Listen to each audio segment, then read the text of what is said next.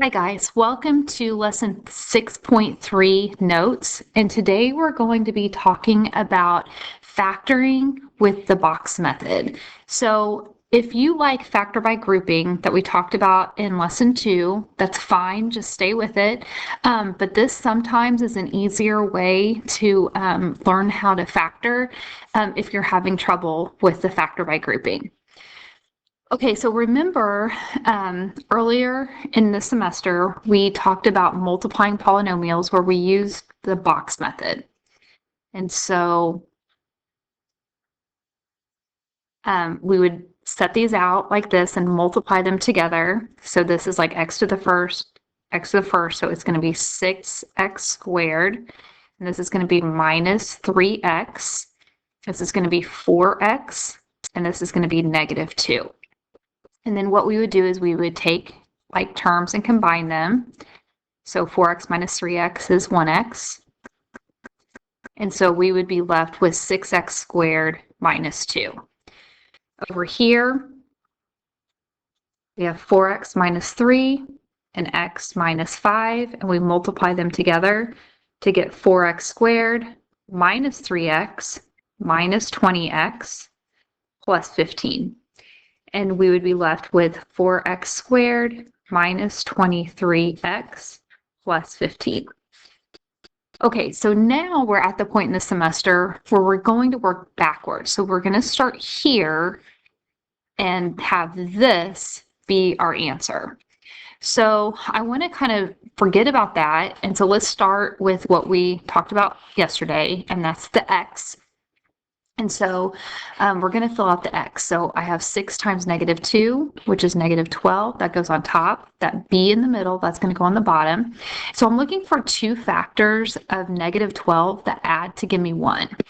Well, the factors of 12 are 1 and 12, 2 and 6, and 3 and 4. So I have a feeling I'm going to need that one, but I want this to be a positive 1. So let's see. Negative 3 times 4 is negative 12. Negative 3 plus 4 is 1. So that's what I want. This, we learned, is going to replace that. So I want to look at the similarities between what we just saw in the box and what we're seeing. So notice this is here. This is here. And notice that these two, which replace the x terms, show up here and here. So it doesn't matter where you put them, they just need to be in the box in some way.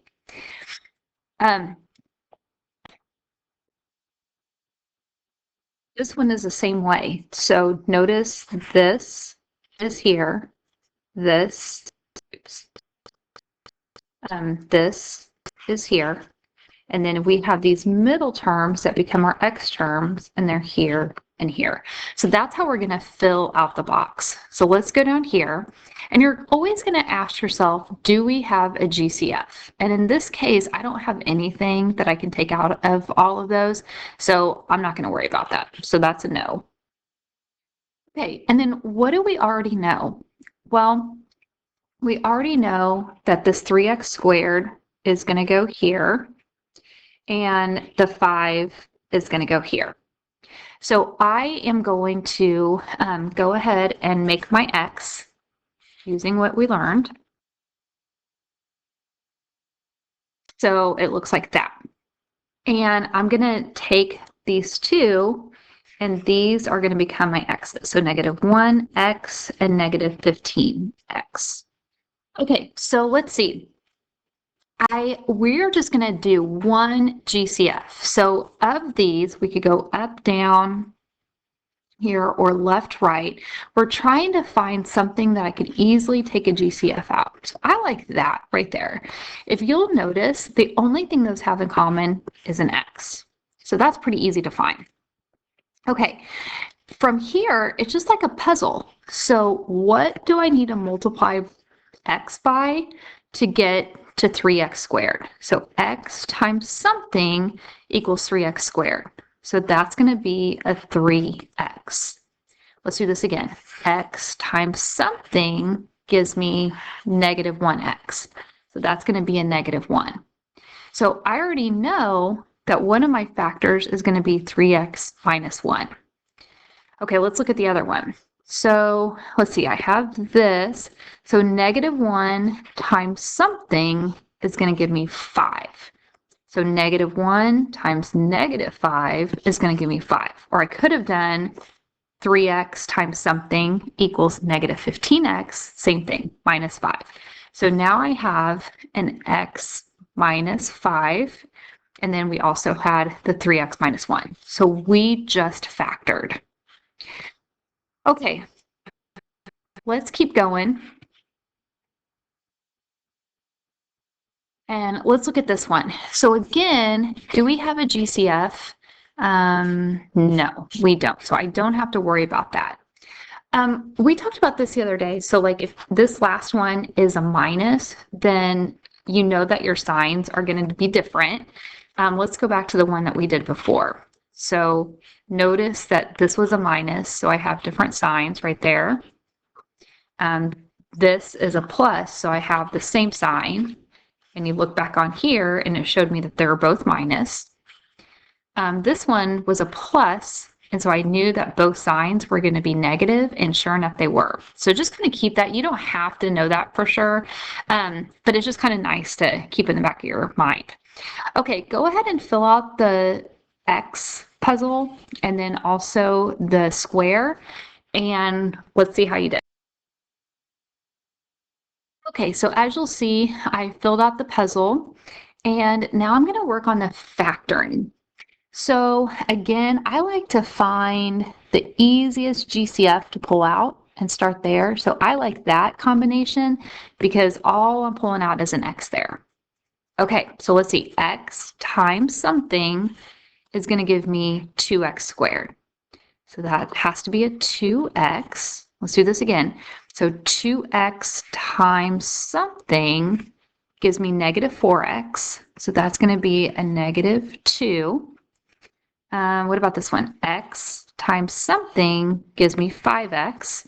So that's going to be a 5. And let's test it. Negative 2 times 5 is negative 10. Okay, so our factors are x minus 2 and 2x plus 5. And again, if you had 2x plus 5 and times x minus 2, that is totally okay as well. Okay, let's try this one. Does this one have, I wanted that to be a negative. Does this one have a GCF that we can pull out? And it does. I see two different things that we could pull out. So the negative, we definitely need to pull that out. And then they also all have a 2 in common. So if I divide each thing by negative 2, this is going to become, let's see, negative 4 divided by negative 2, that's 2x squared. 10 divided by negative 2 is negative 5 and x, and 6 divided by negative 2 is minus 3.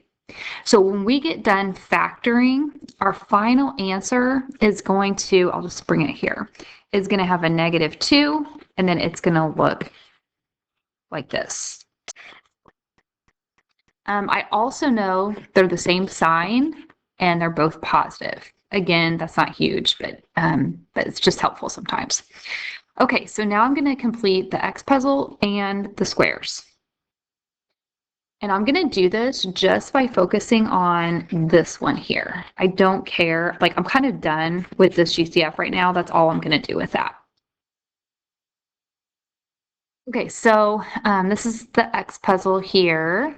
And here is how I created the squares. So I'm looking for something that they have in common. And I really like, I really like this right here. I always look for the ones that maybe just have the x in common. I think that's easier because then I can say x times something equals 2x squared. So that's going to be a 2x. X times something equals 1x. So that's going to be a 1. Let's see. 1 times something equals negative 3. So that's going to be a negative 3. So here I have my two factors. So I'm going to say, here, I'm going to come down here and write it. So I'm going to say negative 2. And then I'm going to say x minus 3 times 2x plus 1. And that's it.